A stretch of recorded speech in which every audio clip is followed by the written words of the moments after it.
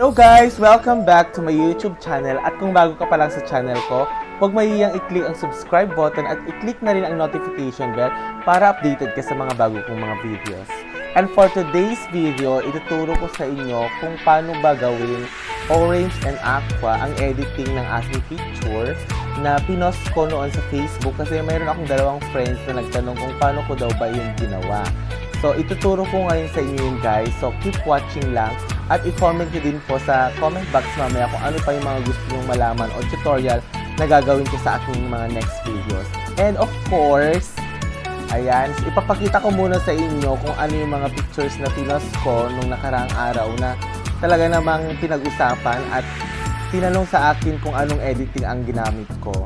Okay, so ito guys, ayan, so makikita nyo magaganda siya, nag-orange siya. Inedit ko yan sa Lightroom. So, kung gusto nyong malaman kung paano i-install ang Lightroom sa inyong mga phones, okay, pumunta lang kayo sa Apple Store sa mga iPhone users at sa Android naman para sa Play Store naman para sa mga Android smartphones users. Okay. Kapag na-install nyo na, so, gagawin na natin yan. Okay? So, keep watching guys. Thank you so much.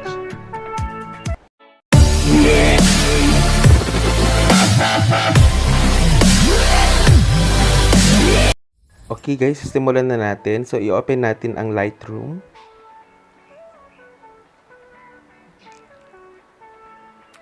And i-landscape natin siya para mas maganda tignan. Okay, so ang unang gagawin natin is to add photos. So, mamili tayo sa folder natin kung anong photo ang gusto nating i-edit.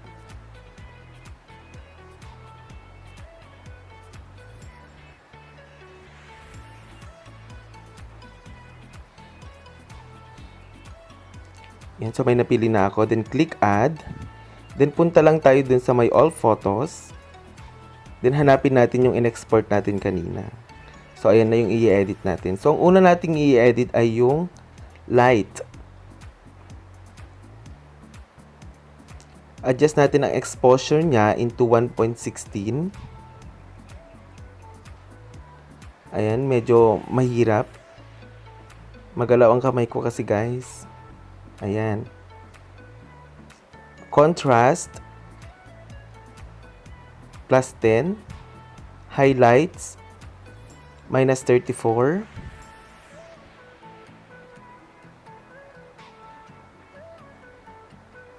Shadows plus 12. Whites negative 81 or minus 81. And yung blacks niya is positive 24. Ayan, so okay na tayo sa lights. Pumunta naman tayo sa white balance, black and white balance. Temperature is plus 10. Tint plus 12. So nakita nyo guys na habang ina-adjust nyo siya, nakikita nyo na yung pagbabago dun sa picture na ine-edit ninyo. Vibrance plus 77.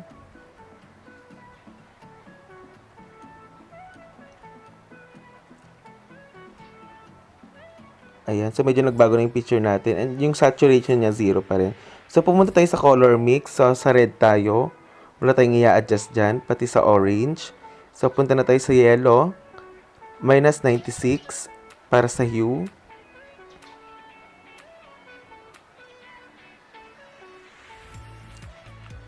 Plus 98 naman sa saturation.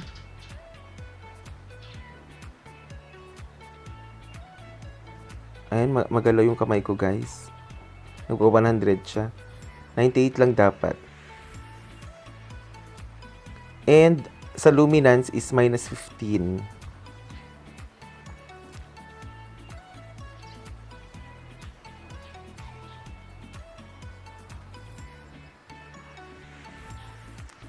Okay, let's proceed to green color. Sagad natin siya, minus 100 ang hue. Plus 49 sa saturation at negative 12 naman para sa luminance.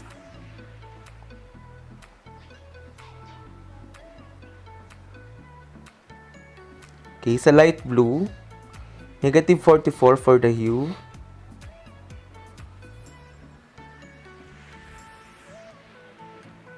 Plus 14 sa saturation. At yung luminance niya, wala tayong i-adjust dyan, 0 la pa siya. Okay, so proceed na tayo sa dark blue.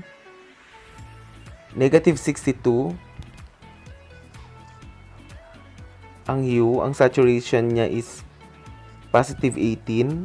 Ay, may nag-chat.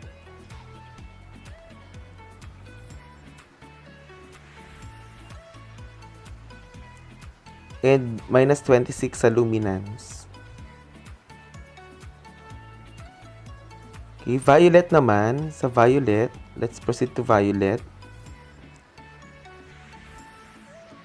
Ay, nasa pink na tayo. Pink, minus 41. Ayan. Wala tayong i-adjust sa UN saturation niya. Let's proceed naman sa effects.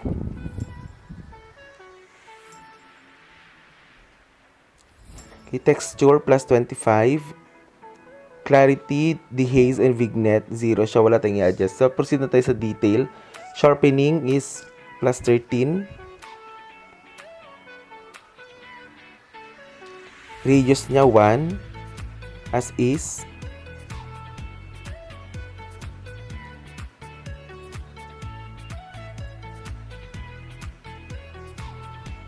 Then sa detail, as is pa rin. Masking, as is, 0. Noise reduction, plus 11.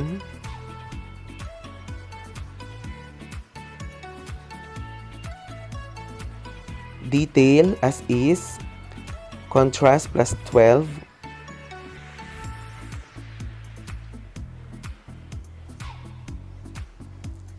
Color noise reduction, 8.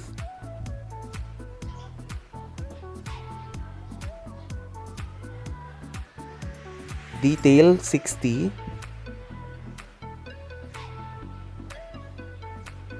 Ayun niya ma-adjust. Yan, 60. And sa smoothness niya as is po siya, 50.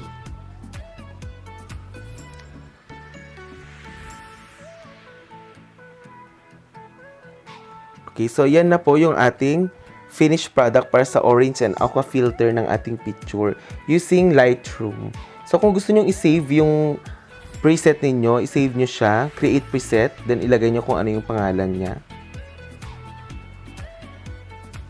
Then click OK.